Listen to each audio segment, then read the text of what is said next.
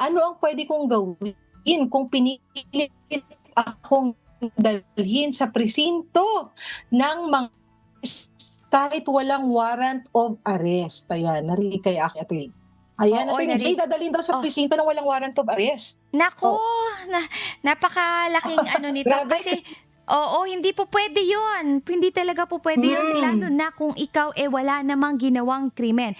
Kasi the only hmm, instance na puwede ka lang dalahin sa presinto ng walang warrant, kung ikaw, may nagawang krimen o nagawang, labag sa batas, 'di ba? Tulad ng, in flagrante delicto, nahuli ka sa akto o yung hmm. ating, about At yung nakalagay pursue. sa batas natin about to commit a crime is being committed or has just been committed o talagang merong nangyaring Mm, paglabag sa batas, merong krimen na nagawa o yung ating hot pursuit, ikaw itinutugis ng ating mga kapulisan o ng ating otoridad kasi pursuant also to a crime o meron talagang nangyaring krimen. Ayan, doon lang po pwede kang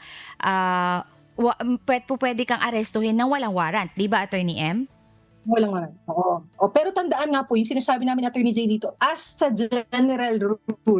Mm. as a general rule, kailangan pong may warrant of arrest. Hindi po kayo puwedeng basta-bastang puntahan sa bahay at kayo ay iimbitahin sa presinto 'no, ng walang warrant of arrest. Kailangan po talaga ay mayroong warrant of arrest unless yung circumstances na sinasabi ni Attorney Jay, caught in the act kayo or a crime has just been committed, yung hot pursuit na tinatawag or halimbawa kayo ay, yung, Takas, anong tawag dito, arrest takas, of an takas sa escapee, oo, bilanggo, takas oo. kayo.